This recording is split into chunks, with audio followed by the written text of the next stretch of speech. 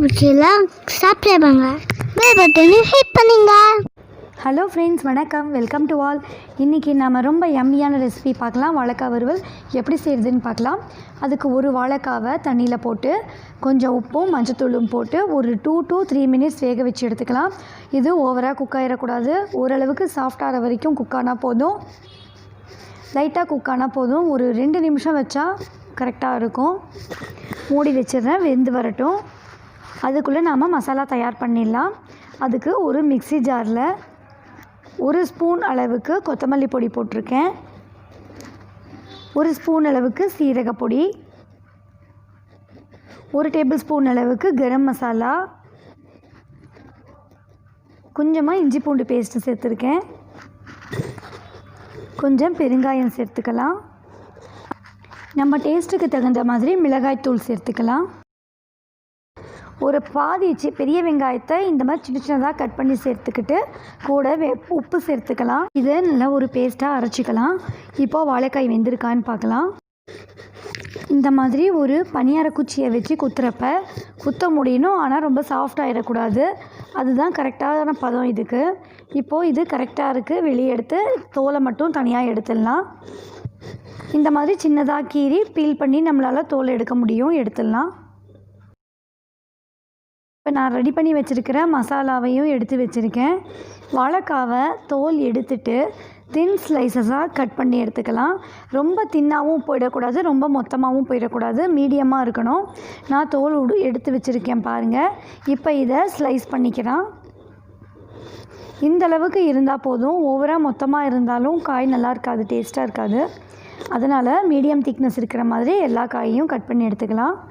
நான் இன்றைக்கி ஒரே ஒரு வாழைக்காய் எடுத்திருக்கேன். ஆனால் ஒரு வாழைக்காய் கண்டிப்பாக பத்தாது. மினிமம் 2 வாழைக்காயாவது செஞ்சால் தான் பத்தும். அவ்வளோ டேஸ்ட்டாக இருக்கும். நாம் ஸ்லைஸ் பண்ண வாழைக்காயை ரெடி பண்ணி இருக்கிற மசாலாவில் போட்டு டிப் பண்ணி எடுத்து வச்சுக்கலாம். இந்த மாதிரி நான் எல்லா வாழைக்காவையும் செஞ்சு எடுத்துக்கிறேன். இது ஒரு 20 நிமிஷம் ஊறட்டும். ஊற வச்சு நம்ம ஃப்ரை பண்ணுறப்ப ரொம்ப மசாலா உள்ளெல்லாம் இறங்கி நல்ல டேஸ்ட்டாக இருக்கும். அதனால் ஒரு 20 நிமிஷம் ஊற வச்சிடலாம்.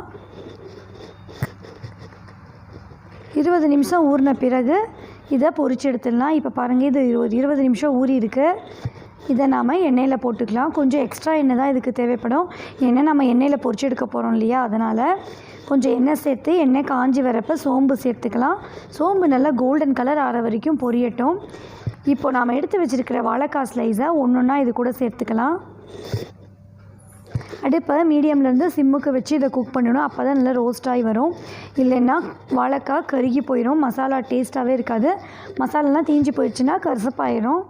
இந்த மாதிரி எல்லா வாழைக்காவையும் உள்ளே வச்சுட்டு அடுப்பை சிம்மில் வச்சு லைட்டாக பரட்டி விட்டு ஒரு 10 நிமிஷம் குக் பண்ணோம்னா நமக்கு சூப்பரான வாழைக்காய் ரோஸ்ட்டு தயாராகிடும். நான் இந்த மாதிரி வாழைக்காய் ரோஸ்ட்டு இன்னொரு மெத்தடில் ஏற்கனவே போஸ்ட் பண்ணியிருக்கேன். அந்த லிங்க்கையும் நான் டிஸ்கிரிப்ஷன் பாக்ஸில் கொடுக்குறேன், செக் பண்ணிக்கோங்க. அது நம்மளுடைய ஓன் மசாலா வீட்டிலையே அரைச்சி செய்கிற மெத்தடு. இது குயிக் மெத்தடு. ரெண்டுமே ரொம்ப டேஸ்ட்டாக இருக்கும். 2 ரெசிபியும் ட்ரை பண்ணி பாருங்கள். இந்த 2யும் ட்ரை பண்ணி பார்த்துட்டு உங்களுக்கு எந்த ரெசிபி பிடிச்சிருக்குன்ட்டு எனக்கு ஃபீட்பேக்கில் சொல்லுங்கள். இந்த ரெசிபியை ட்ரை பண்ணிவிட்டு உங்களுக்கு பிடிச்சிருந்ததுன்னா லைக் பண்ணுங்கள். மறக்காமல் சேனலை சப்ஸ்கிரைப் பண்ணிவிட்டு பெல் பட்டனையும் கிளிக் பண்ணிக்கோங்க. அப்போ தான் நாம் போடுற வீடியோஸ் அப்பப்போ உங்களுக்கு நோட்டிஃபிகேஷன்ஸில் ரீச் ஆகும்.